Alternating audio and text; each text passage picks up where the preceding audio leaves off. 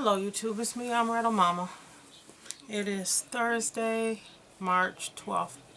I'm just coming to you with a quick Thirsty Thursday video to remind you to stay hydrated. Excuse me, I'm not feeling so good today, but I'm determined to make this video. So I'm coming to remind you to stay hydrated, to drink at least 64 ounces of water a day. Show you my new cup. It's not so new anymore. This is my hydration vessel. I drink 3 or 4 of these a day to help me stay hydrated. My nieces and nephews gave me this for Valentine's Day. I love it. I'm sipping out of a straw, but I need to practice drinking without a straw for after the surgery. That is still my ultimate goal, is to qualify for the sleeve gastrectomy. So, just a quick update on what's going on with me. I had 2 doctor's appointments, 2 in a row, Tuesday and Wednesday. My Tuesday doctor's appointment was my scheduled monthly doctor-supervised weight loss thing. And thankfully, I have lost another 5 pounds. That's good. But that's put me somewhere on an average of 20 pounds lost, depending on whose scale I compare it to. My scale at home says I've lost 22 pounds. Their scale says I lost 16, so somewhere between 16 and 22. I'm averaging it out to 20. So I lost another 5.3 pounds at my doctor's visit, which is a good thing. But having lost so much weight, my diabetes is changing.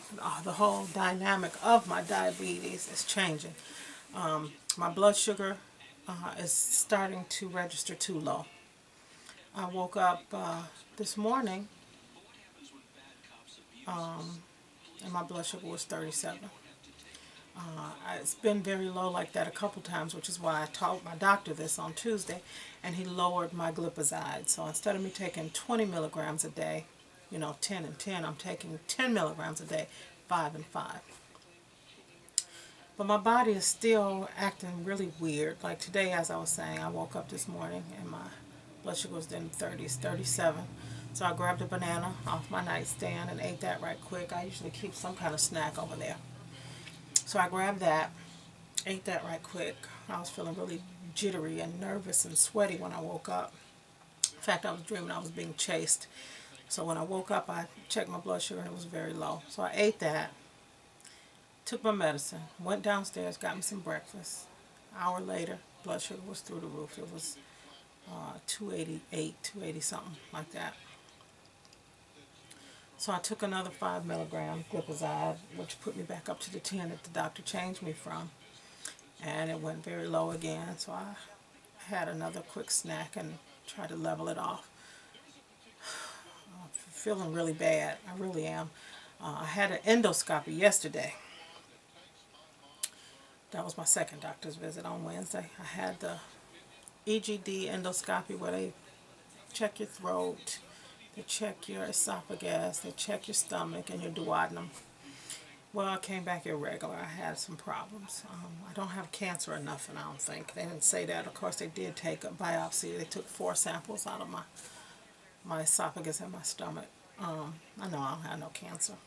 But there's some erosion in my esophagus and some erosion in my stomach from taking Motrin 800s for so many years for the chronic back pain.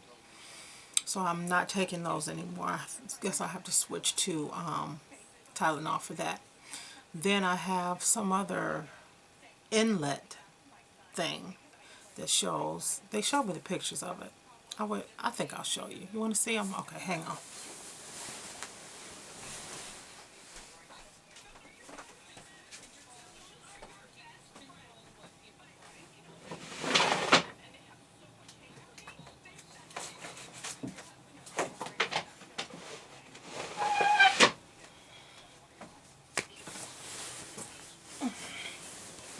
Alright, hang on.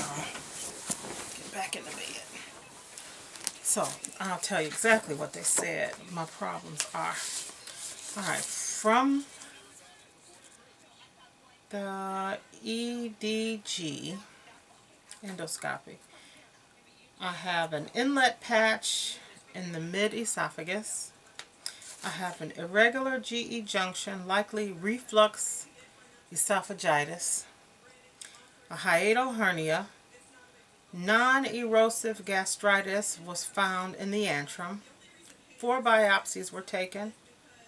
I have normal symmetrical and patent pylorus and normal duodenum. So I guess all the problems are in that esophagus and the hernia. That's crazy. Antrum striped gastritis. I don't know what that is. But, yeah. These are, I can show you a good picture of the inlet patch. Let's see if you can see that. Where is it? See that pinkness right there at the top of that picture? That is my esophagus, and that is an inlet patch. That little pink patch right there at the top. I don't know what that is. None of it is cancerous. My duodenum is normal. My stomach is normal. It also shows an antrum striped gastritis. I'll show you that picture right there at the bottom. That is another part in my body. I don't know what it is. So anyway, so that was, hopefully those things won't affect the surgery. Hopefully they won't disqualify me is what I'm trying to say. And this is a cute little card that they gave me, and they signed it. I love Henry Ford Hospital. So they gave me the card and they signed it, and it says, "We want to thank you for allowing us the privilege of taking care of you during your recent endoscopy procedure. Your caregivers at Henry Ford Hospital, Gastroenterology and Hepatology. Thanks." So they, you know, even though they're doing their job, they thanked me for bringing my job to them, bringing my body to them. But I've been going to Henry Ford forever. My grandparents were Henry Ford people because my granddaddy worked at Ford's, and, you know, just generation after generation of Henry Ford. And now my kids are going there. So that's what I'm faced with. So hopefully y'all pray for me. I won't be disqualified from the surgery. But even if I am disqualified for the surgery because of what's going on in my esophagus and in my stomach, I'm learning a new way to eat.